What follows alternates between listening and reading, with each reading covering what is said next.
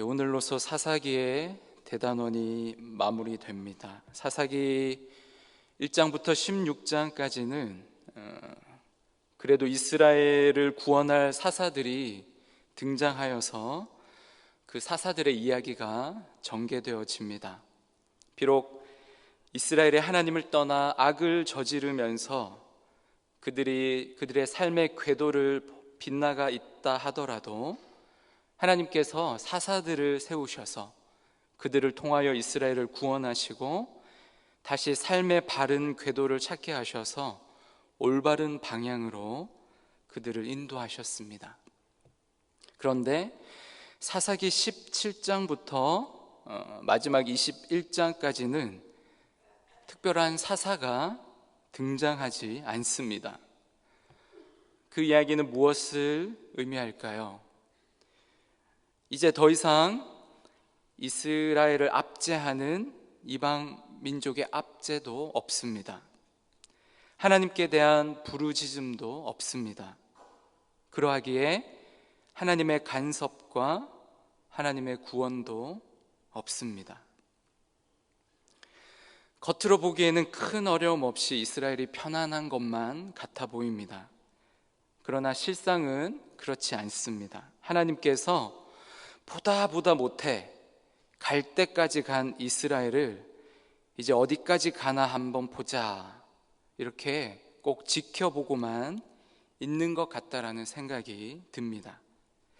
겉으로 보기엔 편안한 것처럼 보이지만 이스라엘의 종교적 그리고 윤리적 정치적 혼란함의 모습을 우리는 엿볼 수가 있습니다. 그러한 사건들이 사사기 17장 이후부터 하나씩 일어나고 있는 것을 우리는 보게 됩니다. 우상 숭배와 혼합된 이스라엘의 신앙, 그리고 레위인의 타락한 모습, 종교적인 혼란이죠. 레위인의 첩이 성폭행 당하고 죽은 사건, 이스라엘의 윤리적인 타락을 단면적으로 보여주는 사건입니다. 그것을 해결하기 위해서 이스라엘 내부에 지파 간의 전쟁이 일어나게 됩니다. 정치적인 혼란함을 보여주는 사건이죠. 이스라엘은 지금 총체적인 난국과 위기 상황을 맞이하고 있는 것입니다. 저는 이 사사기의 마지막 부분을 보면서 꼭 지금 우리 한국이 겪는 위기의 상황과 좀 비슷하지 않나 하는 생각이 들었습니다. 여러분, 우리나라 이제 먹고 살만해졌죠? 아주 편안하게 살아가고 있는 것 같습니다. 그런데 겉으로만 그렇게 보일 뿐이에요. 많은 전문가들이 한국 사회를 보면서 걱정하고 있습니다. 그들은 한국 사회가 윤리적으로 도덕적으로 위기라고 합니다. 언론에서 나오는 많은 사건과 사고들을 보면 우리가 피부로 느낄 수가 있죠. 정말 경악을 금치 못하는, 그리고 이해하기 힘든 많은 사건들을 마주할 때가 있습니다. 자살하는 사람들, 그리고 이혼하는 사람들이 더 많이 늘어나서 가정이 해체되기도 합니다. 각종 중독이 난무합니다. 어떤 전문가들은 한국 사회가 또 종교적인 위기라고 합니다. 목회자들의 타락, 교회가 하나님의 나라를 위해 있지 않고 자신의 왕국을 세우는 일에 몰두하고 있고, 교회가 또 하나의 개토 집단이 되어서 세상과 이 나라와 또 이 사회를 품을 수 있는 그런 그릇이 되지 못하는 모습들도 있습니다. 뿐만 아니라 우리 사회 안에 많은 갈등들이 있죠. 진보와 보수, 동과 서의 그런 이념적인 갈등, 정치적인 대립, 또 남과 북의 대결. 사사기를 마무리하면서 오늘 이러한 위기의 시대 가운데 하나님께서 우리에게 주시는 메시지를 들을 수 있기를 원합니다. 저는 오늘 본문을 묵상하면서 주님이 두 가지 메시지를 주는 것 같습니다. 첫 번째는요, 회개입니다. 나 자신을, 내 안을 먼저 들여다보라는 주님의 음성입니다. 둘째는 주님의 주 되심입니다. 내 삶의, 내 인생의 진짜 주인은 과연 누구인가? 내가 가지고 있는 돈에, 또 나의 가정에, 내가 하는 사업에, 내가 하는 직장 생활에, 내가 하고 있는 사역에 진짜 주인은 누구인가 하는 것입니다. 레위인의 첩이 성폭행을 당하고 죽게 되는 끔찍한 사건을 당하게 됩니다. 이 레위인은 자신의 첩의 그 시신을 12조각으로 토막내어서 이스라엘 각 지파에게 보냅니다. 이 사건을 해결하기 위해서 이스라엘은 베냐민 지파와의 전쟁을 치르게 되고, 그 전쟁을 치르면서 베냐민 지파의 거의 모든 사람들이 죽임을 당하게 되고, 특히 여자들은 다 멸절당했습니다. 이제 베냐민 지파의 대를 이을 여자가 없기에 이스라엘 중에서 베냐민 지파가 지금 사라질 위기를 맞게 된 것입니다. 이를 해결하기 위해서 이스라엘이 애를 쓰고 있는 모습이 오늘 본문에 나오고 있습니다. 그런데 여기까지 과정 가운데서 한 가지 발견하게 되는 게 있는데요, 이러한 일련의 과정 가운데서 이스라엘 백성들이 하나님 앞에서 자신들의 죄를 돌아보며 참회했다는 내용을 보지를 못했습니다. 번제와 화목제를 드린 이야기는 잠시 나오는데요, 그들이 하나님 앞에서 눈물로 회개하며 자신의 잘못을 고백하는 장면은 찾아볼 수가 없었습니다. 지금 이스라엘이 겪고 있는 비참하고 처참한 사건들을 몸소 겪고 있으면서 그러한 사건들을 통해서 한 번쯤은 깊이 생각해보고 자기 자신을 들여다보면서 진짜 이대로 괜찮을까? 우리가 하나님 앞에서 뭔가 잘못된 것은 없는가? 바른 길을 걷고 있는가? 한 번쯤은 고민하며 질문해 볼 만도 한데 그러한 장면을 발견하지 못했다는 것입니다. 그렇습니다. 이스라엘 그들에게는 회개가 없었습니다. 그들에게 참된 뉘우침이 없었습니다. 여러분, 회개가 무엇입니까? 문제의 원인을 나에게 있음을 인정하는 것입니다. 내 안에 있는 문제의 원인이 무엇인지 그것을 보고 하나님 앞에서 깨닫고 반성하는 것입니다. 거기서 끝나는 것이 아니라 그것에서부터 돌이켜서 내 삶의 방향을 다시 재조정하는 것입니다. 그것이 바로 회개이죠. 헬라어로 죄를 하마르티아라고 합니다. 화살을 쏘았는데 그 화살이 관역에서 빗나갔다는 뜻입니다. 하마르티아. 다시 말하면 내 삶의 목표와 내 삶의 방향성이 하나님을 향해 있어야 하지만 그렇지 못하게 되었을 때 그것이 바로 죄라는 것입니다. 그래서 죄를 회개한다라는 것은요, 바로 내 삶의 방향성을 다시 하나님께로 맞추어서 재조정한다는 것입니다. 그것은 나 자신을, 내 안을 먼저 들여다보는 것으로 시작됩니다. 그런데 오늘 이스라엘의 모습은 어떠합니까?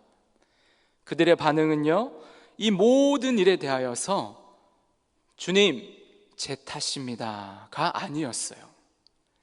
그들의 반응은 어찌하여라고 시작합니다. 사사기 21장 3절 말씀에 보시면 하나님 어찌하여 이스라엘에 이런 일이 생기게 하셔서 한 지파가 없어지게 하십니까? 아직도 이스라엘은 문제의 핵심을 보지 못하고 있는 것입니다. 이스라엘은 자기 자신을 들여다보지 못하고 있습니다. 자기 안에서 무엇이 문제인지를 찾아보려 하지도 않고 자기 밖에서 문제의 원인을 찾으려고만 하고 있습니다. 그리고 그 문제를 해결하기에만 급급했습니다. 그러하기에 그들은 길르앗 야베스라는 곳을 쳐서 그곳에 있는 여자들을 데려와서 베냐민 사람들의 아내로 주려고 하였습니다. 그러나 그것도 부족하여서 그들은 고민합니다. 어디서 여인들을 찾아서 데려올 수 있을까? 그들이 찾은 해결책이 오늘 본문에 나오죠. 그럴듯합니다. 실로에 있는 여인들이 춤을 추러 나올 때 베냐민 지파의 남은 남자들이 포도원에 숨어 있다가 그 여인들을 취하게 하는 것입니다. 어떻게 보면 일종의 납치죠. 이스라엘은 그들이 변명할 말까지 다 정해놓았습니다. 만약에 그 여인들의 아버지나 형제가 와서 따져서 묻거든, 이렇게 대답하면 되겠구나. 좀 봐줘라. 우리가 전쟁을 치르느라 아내를 못 얻었으니 우리를 좀 봐줘라. 하나님께 은혜를 구해야 하는데 그들은 사람 앞에서 지금 은혜를 구하고 있습니다. 너희가 원해서 너의 딸을 우리에게 준 것이 아니니 베냐민 지파에게 딸을 주지 말라는 그 맹세를 어긴 것도 아니다. 그러므로 죄가 아니다 라며 그들을 안심시킵니다.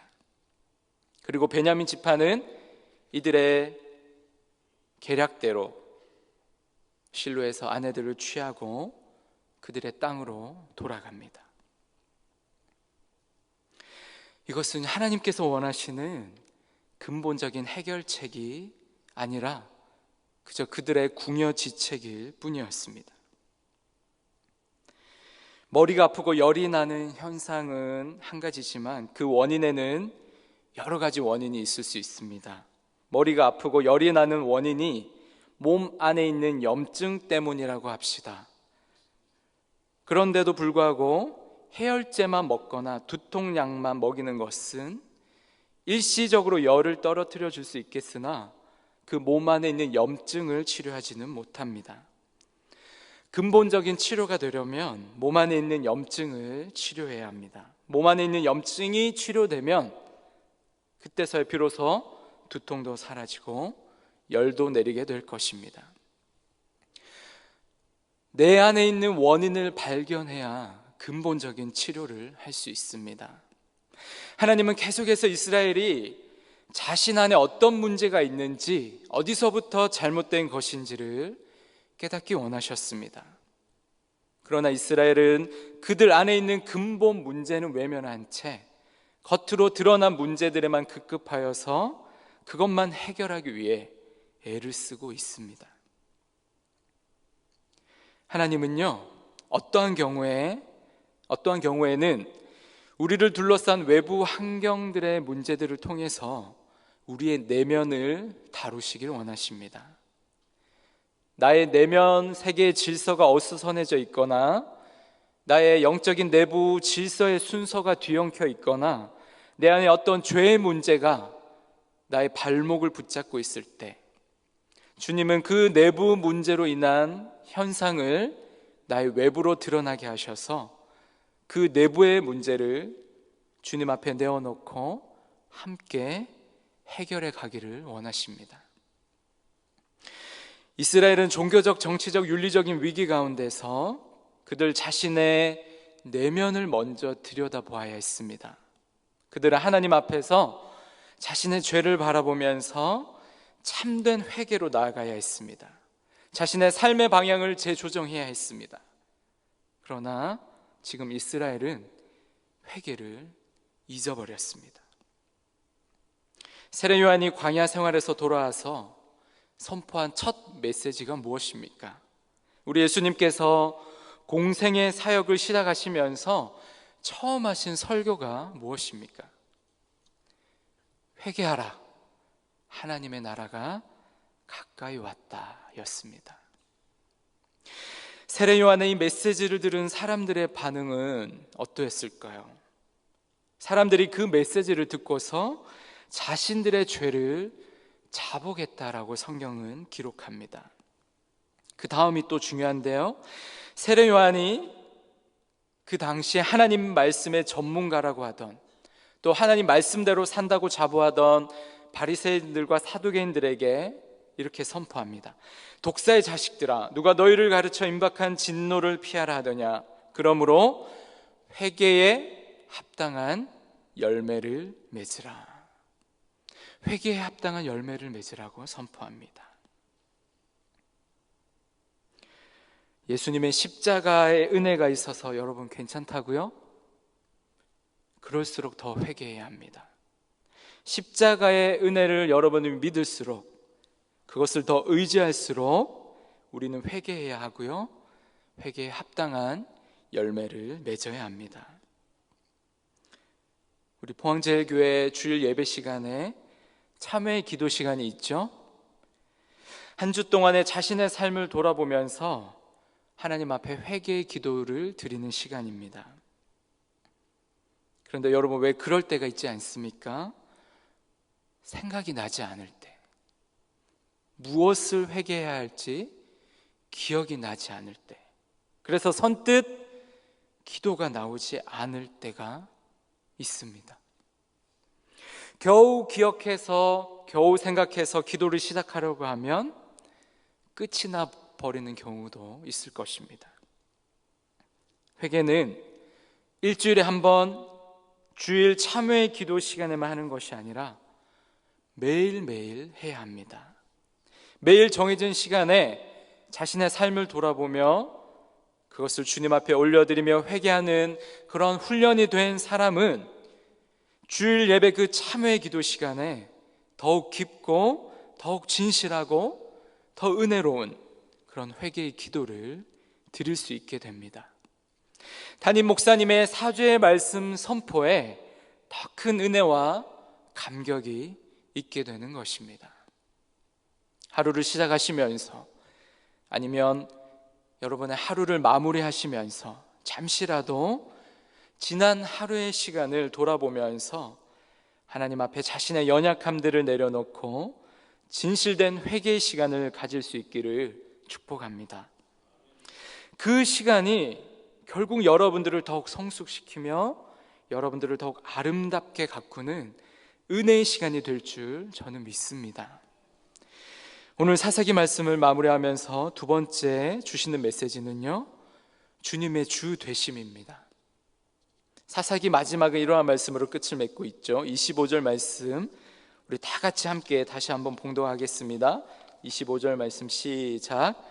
그때 이스라엘에 왕이 없으므로 사람이 각기 자기의 소견에 오른 대로 행하였더라. 아멘. 이스라엘의 왕은 하나님이십니다. 이스라엘은 그들의 왕인 하나님의 뜻대로 살아가야 했습니다. 그러나 그들은 자기 자신이 왕이 되어서 하나님의 뜻보다 자신의 뜻을 쫓아서 살아갔습니다. 그런데 그러면 그럴수록 그들은 죄에 대해서 둔감해지고 타락과 혼란함만이 가중되었습니다. 이는 우리도 마찬가지입니다. 우리가 하나님의 뜻은 생각하지 않고 기억하지 않고 내 눈에 좋아 보이는 것만 쫓아서 살아가면 나타나는 현상이요, 죄에 대해서 둔감해지는 것입니다. 그리고 타락과 혼란함이 찾아오게 됩니다. 하나님의 뜻을 따르지 못하고 자신의 뜻을 쫓아 살아가는 바로 이것이 이스라엘이 바로 보아야 할 그들 내면에 있는 문제였습니다. 하나님이 다루시고자 하는 이스라엘 안에 있는 문제였습니다. 그들이 회개해야 할 가장 큰 기도 제목이었습니다. 예수님을 우리는 주님이라고 부릅니다. 어떨 때는 주여라고 부르짖으며 기도하기도 합니다. 그런데 진짜 예수님이 내 주인이 맞습니까? 내 안에 예수가 진짜 주인이 되고 내 안에 예수님이 진짜 왕이 되셔서 나의 삶을 다스리고 나의 삶을 인도하고 계신가요? 말로는 예수님이 주님이시라고 고백은 참 많이 하는데 내 삶의 여러 가지 영역 속에서 주님이 진짜 주인이 되고 계신가 하는 그런 질문 앞에 한번 서보게 됩니다. 저는 개인적으로 이번 부흥의 기간 동안에 하나님께서 저에게 가장 큰 도전 주신 거는 뭐냐면 너의 진짜 주인이 누구인가 하는 것이었습니다. 내가 가지고 있는 돈, 내가 가지고 있는 재물의 진짜 주인은 누구인가? 하나님인가? 나인가? 나의 가정의 진짜 주인은 누구인가? 지금 내가 하고 있는 이 사역의 진짜 주인은 하나님인가 아니면 나인가? 만약 내가 하고 있는 사역 가운데 하나님이 주인이 되지 못하셔서 하나님의 뜻을 이루기보다는 내가 지금 하고 있는 사역 가운데 나의 뜻과 그 사역을 통한 나의 만족과 나의 이름을 드러내는 도구가 이 사역이 되어버린다면 여러분, 이것은 정말 하나님 앞에서 큰 죄가 될 것 같다는 생각이 들었습니다. 예수님께서 말씀하셨죠.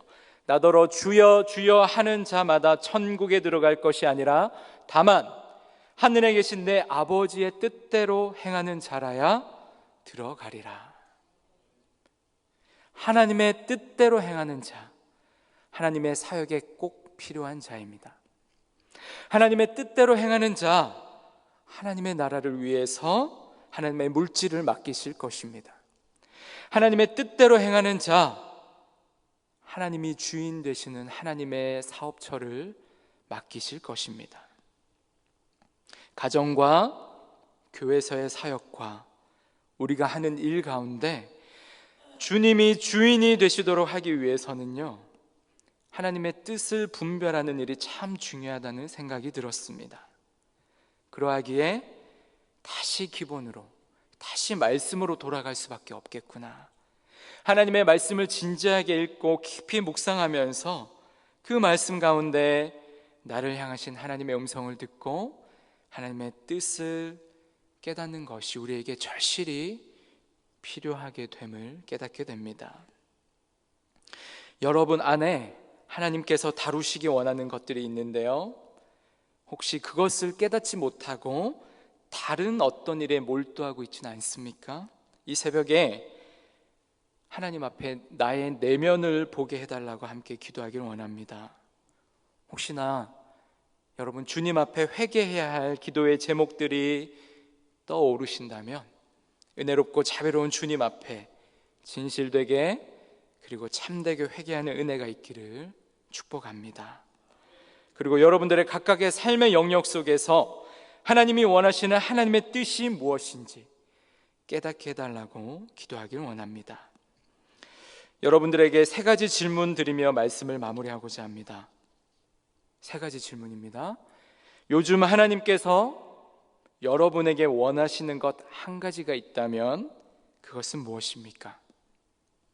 여러분은 하나님이 원하시는 그것에 순종하고 계십니까?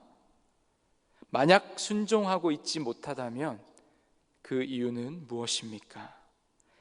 이 세 가지 질문에 여러분 하나씩 대답해 보시기 바랍니다.